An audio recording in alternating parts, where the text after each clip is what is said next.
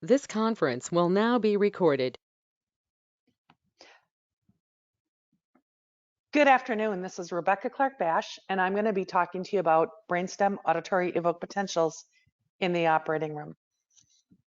I'm a registered EEG tech, registered in evoked potentials, certified in neurophysiologic interoperative monitoring, long-term epilepsy monitoring, and I'm also a fellow of FASNM and FASET. I've been in the field since about 1921. Okay, that might be a slight exaggeration. If I reference any material during this lecture and you'd like me to send you anything that I talk about, please email me at either opcal@aol.com or, as my son says, opcal@imanoldlady.com, or email me at eknowledgeplus@gmail.com. So over the course of the history of auditories, they've gone by several different acronyms. One is SAEP, BAEP, BAER, ABR, and AEP. These acronyms all refer to the short latency responses to click stimulation. Now, the very best references for auditory evoked potential, probably the international leader in craniotomy, preservation of the 8th cranial nerve and facial nerve, comes from work by a doctor named Augie Moeller, and he has a book, Interoperative Neurophysiologic Monitoring, excellent reference. For basic evoked potentials, for basic brainstem auditory evoked potentials, the best reference is Dr. Rainer Spellman's Evoked Potential Primer. After the publication of this book, the book was rewritten by Mazulis, and that book is not very valuable. But if you can get your hands on the original EP primer with authorship by Rainer Spellman, that's your best investment. So in the guidelines, it says that the electrodes we're going to use to record the responses should be covered in plastic tape or sheeting to prevent drying and provide protection from blood or other fluids. In addition, once the tiptrode is placed in the ear canal, bone wax and tape are placed, first bone wax to secure the electrode, and then tape over the ear to prevent any fluid from entering the canal, being absorbed by the tiptrode, the stimulator, and drawn into the tubing, which would reduce the intensity of the sound. The electrodes we're going to use to record are CZ, and then A1, A2, and ground. With A1 and A2 being, here it shows at the ear, but really it's going to be placed at the tragus, which is that little chunk of meat right by the ear canal, just in front of that, and then a ground. Due to surgical field limitations, A1 and A2 electrodes are placed in front of the tragus, which you don't see that here, but that's where it is. With the insert earphones, they introduce, the sound is actually generated at this speaker, this black domino-sized box, but then it takes about 0.9 milliseconds for that click to travel up to the stimulator. So in most software programs, if you indicate that you're using inserts, it clips that 0.9 millisecond delay.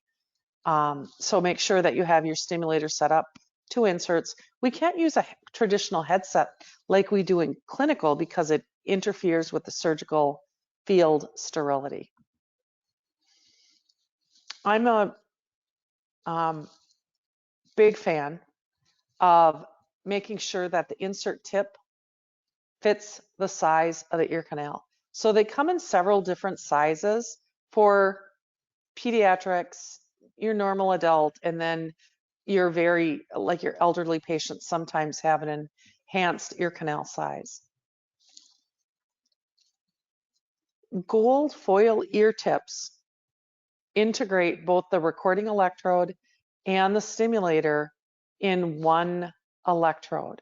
So I highly recommend that to get a better wave 1, you use the insert earphone tiptrodes that every vendor sells. Every vendor sells the same hardware. It's all from Etymotic Research in Schaumburg, Illinois. It's advantageous. In spine, it's easy to get a sense of the course of the surgery. Like, what are you doing now? No surgeon entertains that question. What are you doing now? What are you doing now? What are you doing now? So this microscope connection kit allows you to see what's going on in the field so that, yes, you are able to say, this is an important time, a critical time, but also it allows your surgeon to know, I know what's going on right now in the field. It allows your remote interpreter, your physician oversight person, to see what's going on. Very valuable, highly recommend it.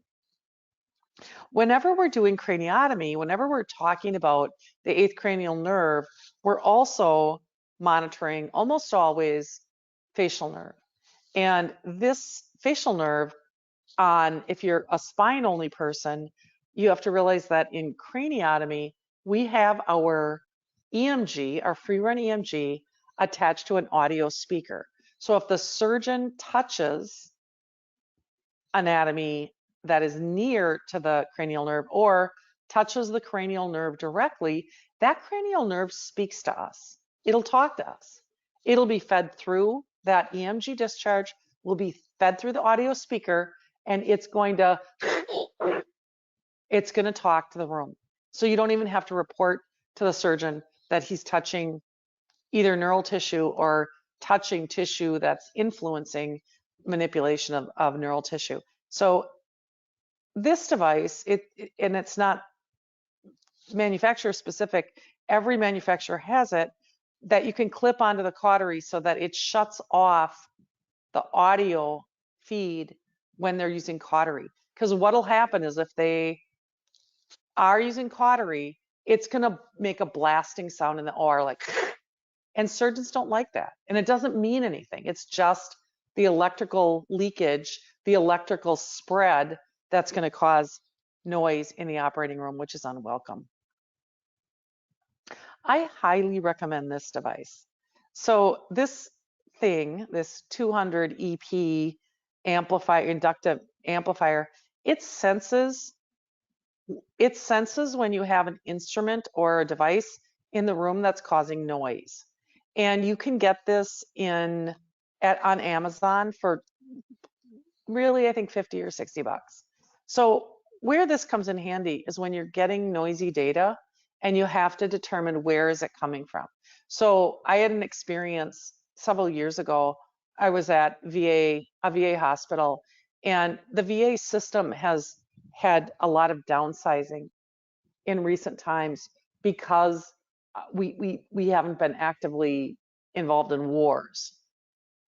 Not important in the least, except that I was at a VA hospital that had been downsized. And I was going there to teach them how to do transcranial motors. So I'm there, and we are literally in a field operating room, which means it's a semi-trailer that backs up to the hospital that it kind of unfolds like an expandable camper and becomes an operating room. Very small area to do surgery in.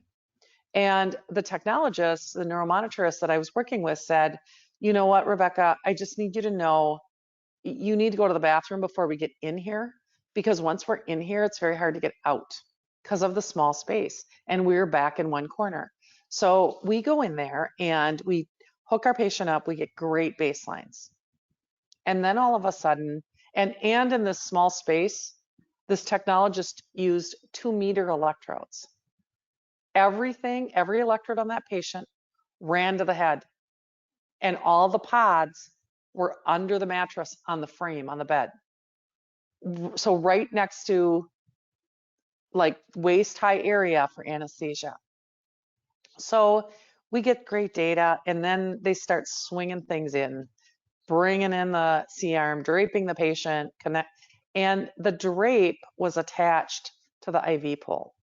So we had great data, but when they clip the drape, they turn the fluid warmer in toward the pods. So now the LEDs on the fluid warmer is facing the pods. So in this situation, all of a sudden we had a horrible noise. And I don't know the fluid warmer to be specifically annoying when it comes to noise, but this day we all of a sudden start getting noise, and we don't really pay attention when they're draping and everything, so we don't notice that this fluid warmer has swung in. But now cautery is over and we're trying to collect data, and it's noisy as all get out. So on this day, I had this device, this 200 EP inductive amplifier, and we immediately determined that the problem was with the fluid warmer. So not only were we able to say it's the fluid warmer, but we were able to just scoot our pods all the way to the right so that it was out of the field. We could map the field of the noise with the 200 EP. It's wonderful. And again, you can get it on Amazon. In SSEP, it's not entirely impossible to validate that the stimulator is working by going down to the stim pods and testing it yourself. With auditories, we can't lean into the ear to hear if it's really clicking if we're not getting a response. But one thing you can do is using a stethoscope on the head of the inserts, you can hear whether it's clicking or not to validate stim.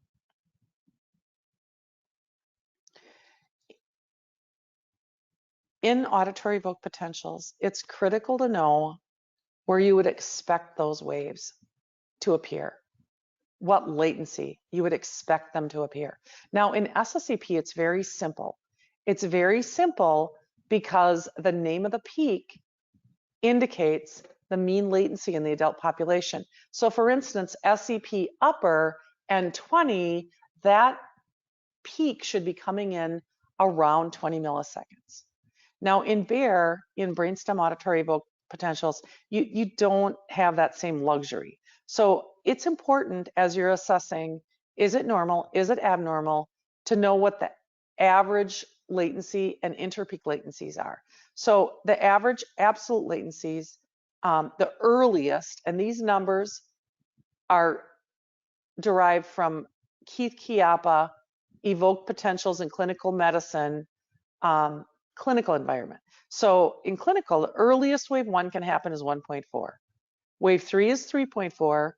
Wave 5 is 5.5. So, and then interpeaks, the time it takes to get from 1 to 3, 3 to 5 is about 2 milliseconds, 1 to 3. That's easy to remember because 3 minus 1 is 2. And 3 to 5, also around 2 milliseconds. So that's easy to remember because 5 minus 3 is 2. And then the interpeak interval from 1 to 5 is, of course, 4. Electrocochleography, sometimes called ECOG, involves assessing just the first, really just the first peak, just really first wave 1. But in that first 1.5 milliseconds, we're collecting the cochlear microphonic, which has no diagnostic value to us, the summiting potential in OR, this little stair step on the wave 1 of the wave 1 of the ABR. This has no diagnostic value to us in the operating room. And then wave 1, the action potential of the 8th cranial nerve. So there are really basically 2 different models for generators. So the model I ascribe to is Moeller's model, which was published in 2006, where wave 1 is distal 8th nerve, wave 3 is ipsilateral cochlear nucleus, and wave 5 is lateral lemniscus as it terminates in the inferior colliculus on the contralateral side to stimulation. But more commonly, you see this generator model where wave 3 is superior olivary complex and wave 5 is inferior colliculus. Now, we also have generators for 2 and 4, but 2 and 4 are not obligates and don't influence interpretation like 1, 3, and 5. Brainstem auditory evoked potentials are relatively unaffected by anesthesia. They are also relatively unaffected by level of consciousness. The alarm criteria for BAEP, if the wave 5 has an increase of 1 millisecond or greater, or you have a 50% or greater decrease in amplitude. So looking at this 2-channel montage, both channels represent information only from one ear or one auditory pathway. So all 5 of the waves you see here in channel 1, all 5 are left auditory pathway responses. In CZ to A2, waves 2 through 5 also all left auditory pathway. A1 is always left ear, A2 is always right ear. In the International 1020 system, odd numbers are always left, even numbers are always right. In this example, we have a wave 1 in both the IPSI and contra ear. Wave 1 should only be recorded in the stimulated ear. If wave 1 is noted in the contralateral recording ear, there's no white noise masking, which is critical. White noise masking should be presented at 60 dB SPL. So the function of the second channel is to validate that we are doing white noise masking. If I don't see a wave 1, I know it's being presented. And it also gives, they say, a better 4-5 split. So better identification of wave 5. So white noise masking prevents bone conducted crossover response. So there are 3 possibilities for hearing loss. There are 3 possibilities for identifying site of lesion. So we'll talk about the first one, conductive. Conductive means it involves some problem in the ear canal, the tympanic membrane, and the middle ear. It's also called peripheral. It results in all of those waves, all 3 of those waves, 1, 3, and 5, to be shifted out.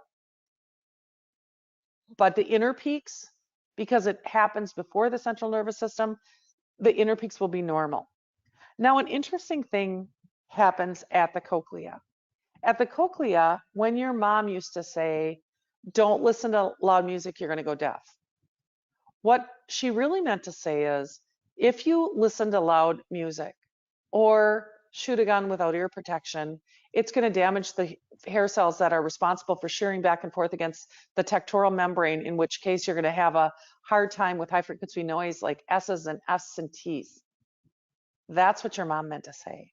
But in this case, with sensory neural hearing loss, also called cochlear hearing loss, those people are hard of hearing, damage is at the cochlea, but if I talk loud enough, people can hear me. So what happens with brainstem auditory evoked potentials is they're normal or near normal at high intensity click, but at lower intensity clicks, you have an increase in absolute latencies with normal inner peaks. So this acts just like conductive problems, except at high intensities. Boop, boop, boop. I went too fast. Dag. Okay, now retrocochlear central, that's in the brainstem. And of course, if it's in the 8th nerve or brainstem, you're going to have an increase 1 to 3, or an increase 3 to 5, or an increase 1 to 5. So what does that look like on the data? So normal, this is an example from the ACNS guidelines. We have a beautiful 1, 3, and 5, and also 2 and 4, but we don't care about them so much, and normal interpeaks. Conductive and sensory neural, you're gonna have an increase in absolute latencies. Everything's happening later, but once it gets to the 8th cranial nerve, it's gonna conduct at normal time, 1 to 3, 3 to 5. Retrocochlear, for instance, in acoustic neuroma surgery, one of the most common surgeries we monitor, you're going to have an increase 1 to 3. If you have a problem at the pons or midbrain, you're going to have an increased 1 to 5. So when we talk about describing the change or describing the abnormality, I want you, as we go through each of these examples, to focus on using this language. I always think about that zebra in Madagascar. If you've ever seen that movie, Madagascar, if you have kids. But it's Chris Rock, and what he says is, now you're speaking my crackety, lackety language. And that's what we want to focus on in describing data to our interpreting physician. Is the problem that you're looking at causing an increase in absolute latencies with normal inner peaks? Is it normal or near normal at high intensity click? This is grandma. This is Ozzy Osbourne, where he has high frequency hearing loss, but at lower intensity stimulation, there's an increase in absolute latencies and normal inner peaks. Or we're going to talk about a whole host of pathology. Does it cause an increase 1 to 3, an increase 1 to 5, or an increase 3 to 5 with an increase 1 to 5? Of course, anytime you have an increase 1 to 3, the 1 to 5 is going to be increased. If you have an increase 3 to 5, you're going to have an increase 1 to 5. Or is it normal brainstem auditory evoked potential? Now, amplitude or amplitude ratio will never be the answer, specifically with these pathologies. So one of the truths about setting up for an ABR is we have this tubing, this plastic tubing that runs out of the ear down to the front of the chest of the patient. And so again, no matter what equipment you have etymotic research insert earphones. And about 2 years ago, Etymotic redesigned this headset. And I want to talk about the redesign in a second, but I want to talk about what most of you have in the field today. Right now in the field today, it's the old tubing. And on the old tubing, it was pretty pliable. Like if it bent,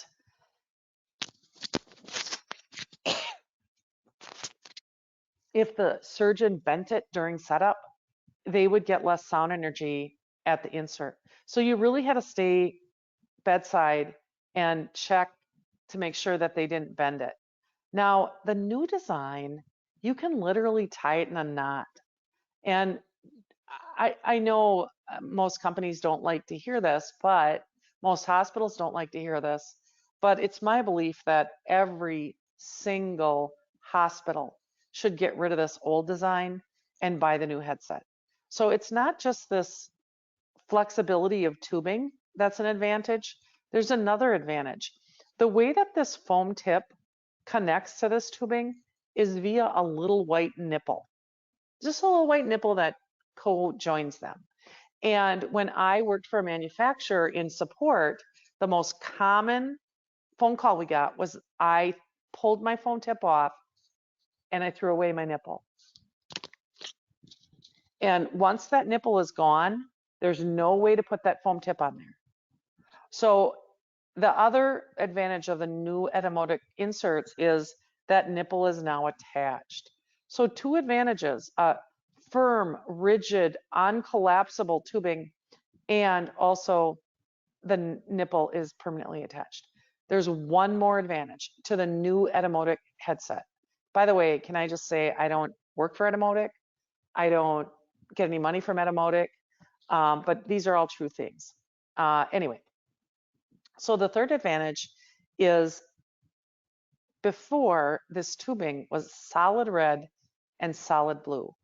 So the problem with solid red tubing is if blood or betadine got sucked up, because this end of this tubing is foam, it'll absorb and draw into the tubing fluid, regardless of what it is, but you can't see it. Can't see blood, you can't see clear fluid in the red tube. So what Etymotic did on their redesign is they didn't make it solid red and solid blue. They did just a line. It's just a little line of red, red being right ear, left being blue ear. Wait, did I say blue ear? Red being right ear, blue being left ear. So you never have right left confusion with your case. So if there was kinked earphone tubing, you're going to have, because this is before the 8th cranial nerve, and let me just go back to this picture. So here's the 8th cranial nerve after the cochlea. Any problems back here is going to cause an increase in absolute latency. So if you have kinked earphone tubing, you're going to have an increase in absolute latency, but normal interpeak latencies. If you didn't protect the ear from fluid and blood, betadine, or irrigation fluid got into the tubing, you'll have the same influence, an increase in absolute latency, but normal interpeak latencies. So anything before before the cochlea is going to have, number one, increase in absolute latencies, normal interpeak latencies. Excessive earwax. So earwax is cerumen, called cerumen with a C, cerumen. Now with cerumen, it is important if you have access to an otoscope. It's important the morning of surgery to inspect the ear canal and document the presence of excessive cerumen. It is not within the scope of practice of a non-MD, DO, or audiologist. If you're not one of those three things, it is beyond the scope of practice to excavate cerumen. So there's a little bitty tool called a cerumen spoon, looks kind of like a Coke spoon. No, I don't know. I don't know, but it's a little bitty spoon, and it's designed to scoop cerumen out of the ear. Now, again, if you're not an MD, DO, or audiologist, you're not qualified to do cerumen excavation. So if the day of surgery, the patient has excessive cerumen, the surgeons should be notified and take correct action. Now, there is an otoscope in every OR in the world. Well, maybe not the world, but definitely in the US. So if the patient had excessive cerumen, you would expect to see, again, number one, increase in absolute latency, normal interpeaks. When that sound wave comes down the ear canal, it's a sound wave that's converted by the tympanic membrane into a vibration. If the tympanic membrane cannot vibrate because it's perforated or hardened, you're going to see, again, number one, increase in absolute latency, normal interpeak latencies. Now we're in the middle ear. Now, middle ear infection is also called otitis media. Otitis media. And I used to say consistently, don't worry in the operating room about a patient having otitis media, because the truth is about surgical patients is surgeons don't want to do surgery on patients that have an active infection. It's risky. However, a couple months ago, one of my students said, we exactly ended up doing surgery on a patient with a middle ear infection. But anyway, if the patient had a middle ear infection, these three bones, the malleus, the incus, and the stapes, they're responsible, like a little relay, for transferring this vibration, because it's still now just movement. They're responsible for transferring this vibration and amplifying it 22 times before it passes it through the oval window into the inner ear. And if they can't move, which is what happens when you have a middle ear infection, the sound intensity is lessened perceivably by the patient. So if they have a middle ear infection, they're going to have an increase in absolute latency with normal interpeak latencies. Now, the truth is, if they have a middle ear infection and they come in for a clinical brainstem auditory evoked potential, we never do the test because it's going to be abnormal. We say, come back when you don't have the infection. And in fact, if you've ever been on an airplane, if I did your auditory evoked response in the waiting area to get on the plane, to board the plane, and it was great, normal, but then I followed you on the plane, and during takeoff, when you had, your ears were full, you're trying to pop your ears, your auditory evoked potential would be abnormal. And it would be abnormal because these bones, you have increased pressure in the middle ear, secondary to pressure sources via the eustachian tube. The bear would show increase in absolute latency and normal interpeaks. Artificial ventilation sometimes has the same impact.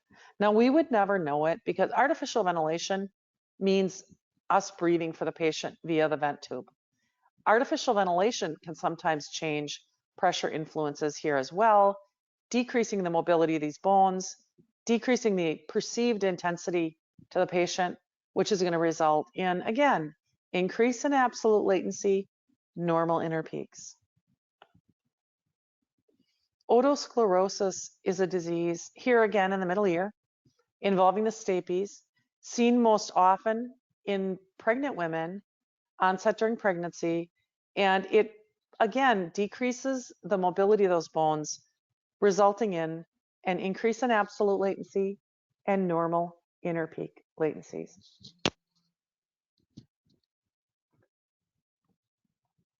Cholesteatoma is a little kind of benign tumor that not bad in and of itself, but it causes degeneration of the ossicles. And you need your ossicles to hear, you need ossicles for transmission.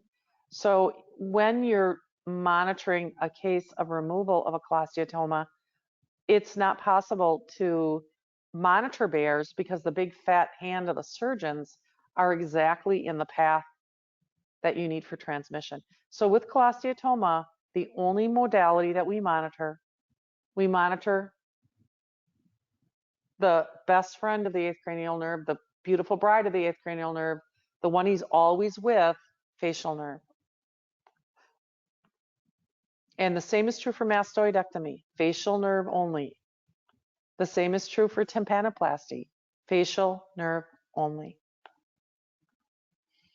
In porous acoustica surgery, we monitor both bare and facial nerve. So the symptoms, this slide is about Meniere's disease. But before I talk about Meniere's disease, I want to talk about acoustic neuroma. So acoustic neuroma and Meniere's share a lot of the same symptoms. They have vertigo, they have tinnitus, they have hearing loss. But the difference between Meniere's disease and acoustic neuroma symptoms are persistent and progressive. Meniere's disease is episodic. They have full-on symptomology and then it goes away. So if with the bear, the patient is normal if they're asymptomatic. Now, there's no way that a patient with Meniere's would ever show up in your OR because Meniere's patients have nausea, they're dizzy, and we don't like to intubate people who have dizziness and nausea. Now, in many Meniere's patients, they're medicated, but they don't need surgery. If a patient has Meniere's disease, they would have endolymphatic sac decompression. Just like hydrocephalus in the brain, they shunt off excess fluid when the rate of production exceeds that of the rate of removal. And that's what they're doing here as well in the cochlea. And during endolymphatic sac decompression surgery, we can monitor both auditory and facial nerve function. High frequency hearing loss. So this is grandma, right? This is grandma or Ozzy Osbourne or that guy who likes to hunt all the time without ear protection. Now, again, when you have exposure to loud noise, you can have a temporary or permanent high frequency hearing loss. And in these patients, if you go to pre-op holding, you may not necessarily know they have it because once they have intact speech, they don't lose it. It doesn't become corrupt. But high frequency hearing loss, you're going to have, this is number 2, the answer, normal or near normal at high intensity, but at lower intensity, increased absolute latencies and normal inner peaks. It's just saying, if I talk loud enough, you hear me. That's what it's saying. Now, in auditory evoked responses, we use a broadband click in the 2000 to 4000 hertz range. That's exactly in the area that are affected with high frequency hearing loss.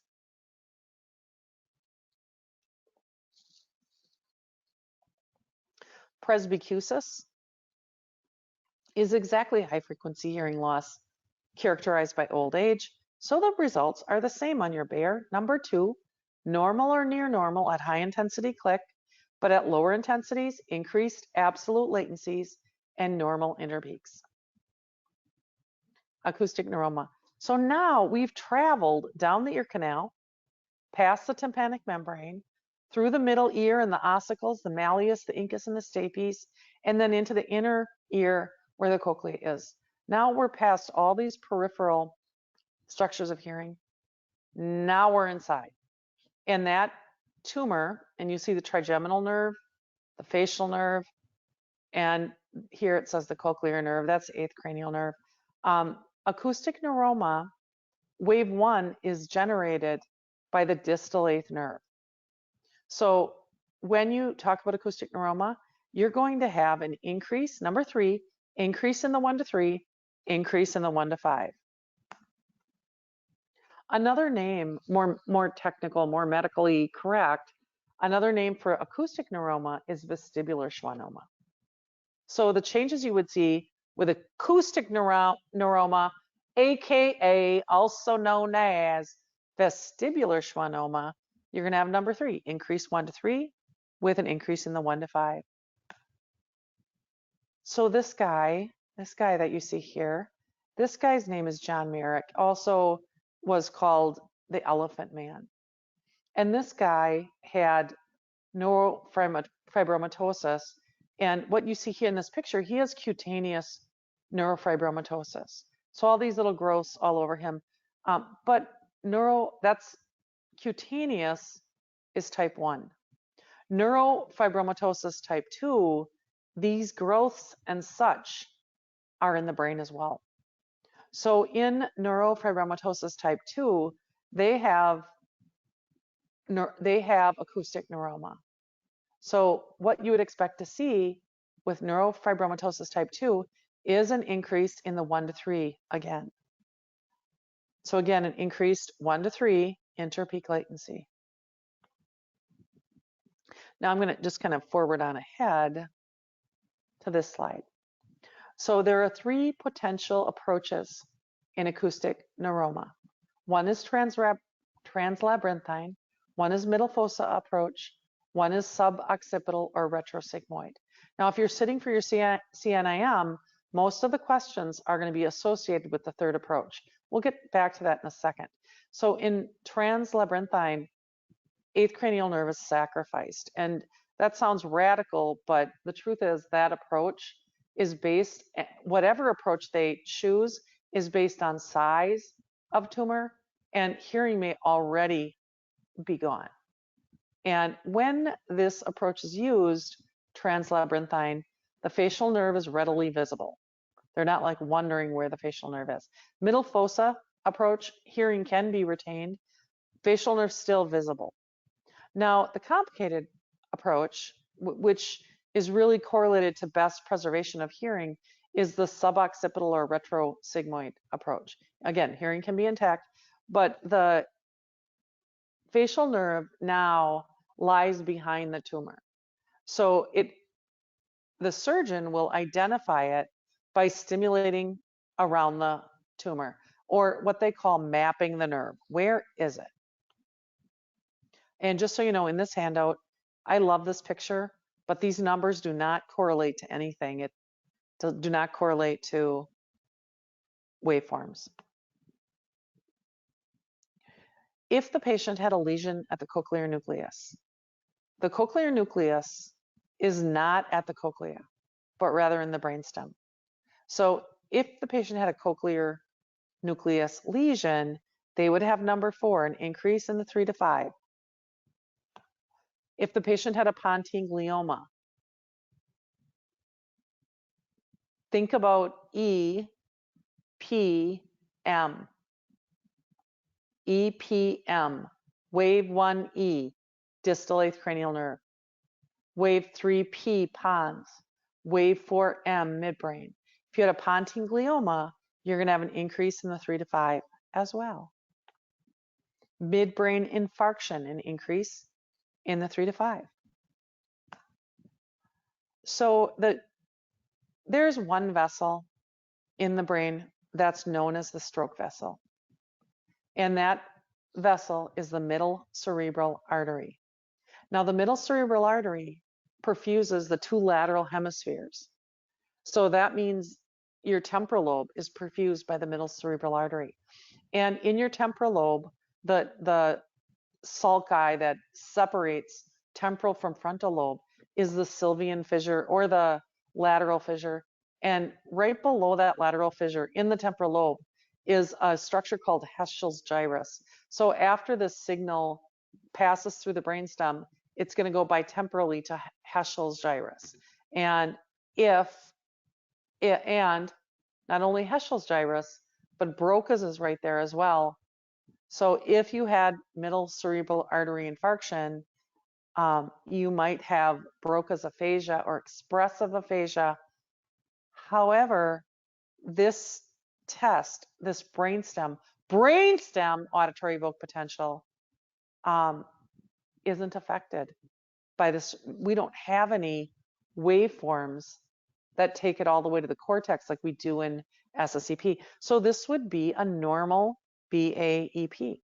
So sometimes in children, when they're not talking at an age when we would expect them to talk, we'll do a brainstem auditory evoked potential, trying to figure out, is it something in the transmission to the brainstem, or is it something cortically, like a problem with cortical processing? So pneumatic drill and BEPs. The pneumatic drill is an air drill. So when we talk about using the pneumatic drill, and we'll talk about the pneumatic drill in there on your CNIM exam, there might be two different questions. One will ask about how does the bear change, and one will ask about artifact. So I have a summary slide here. There's no artifact from the pneumatic drill, and with data, you would expect a prolonged wave 5. And when the answer to this question is the instrument that causes temporary threshold shift on the bear is just simply drill. So all they're saying here is you should document when they're drilling, because when the surgeon is drilling, whee, the patient can't hear the click and you won't have a bear. Fluorescent lights cause 60 cycle.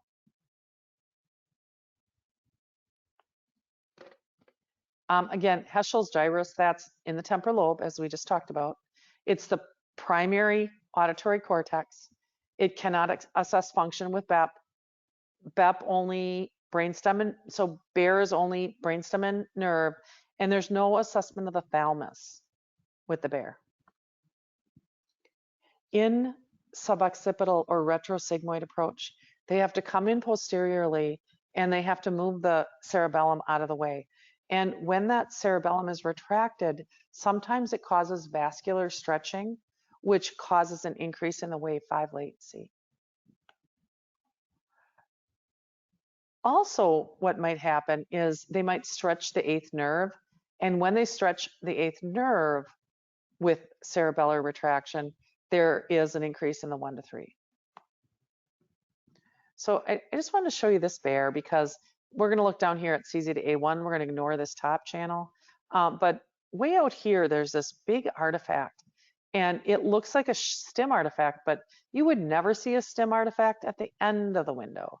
This artifact is the postauricular muscle artifact. And it's rare. I don't think it could be recorded in the OR because you get this artifact when you're doing baby bears and you have the A1 and A2 on the mastoid. The cochlear vascular supply is the cochlear branch of the vestibulocochlear artery. It's a branch of the vestibular artery. In posterior fossa surgery, the BAP assesses, of course, brainstem function, not now 8th nerve function, but it's critical if you're doing a right posterior fossa surgery or right clivus chordoma that you stimulate and record from the contralateral side. When we talk about the size of the tumor, it's important to know, especially for your CNIM exam, it's important to know that, the size of the tumor doesn't matter. And in fact, let me say something globally about this, about any exam that you take. If I were to call you right now and say, you're doing a 3-centimeter acoustic neuroma tomorrow, and it's on a 32-year-old white or 32-year-old Asian guy, none of that matters. Sex doesn't matter when we decide what modalities we're going to do. It doesn't matter. ethnic orientation, doesn't matter. Doesn't change what I'm going to do. Doesn't change how I'm going to interpret it. And size doesn't matter. I don't care if it's a 1.5 centimeter tumor or a 3 centimeter tumor. So for those of you that are getting ready to take your CNIM exam, just know that in all questions, you can ignore ethnicity. In all questions, except age of development, you can ignore age. So they might ask you, at what age would you expect the bear to reach normal adult levels? The answer to that is 36 months. But other than that, if I'm going in on any craniotomy where auditory monitoring is needed, I don't care how old that patient is. Between 36 months and 136 years, doesn't matter. We're going to do exactly the same thing. We're going to do cranial nerve and facial nerve testing. So also in the handout are all of the settings recommended in the guidelines. So all of your stimulus settings, your click polarity, your amplifier settings, the number of averages, and again, this is all in your handout, and the recommended measurements taken, 1, 3, and 5, 1 to 3, 3 to 5, 1 to 5, and then your amplitude, although absolute amplitude of wave 5 is all that we really look at. Thank you so much for joining me today. It's been my pleasure. I wish I could be in front of you in Southern California, and we're having this meeting next year in exactly the same location. Please join us and let us know what you want to hear at that. Thank you so much. Have a wonderful spring.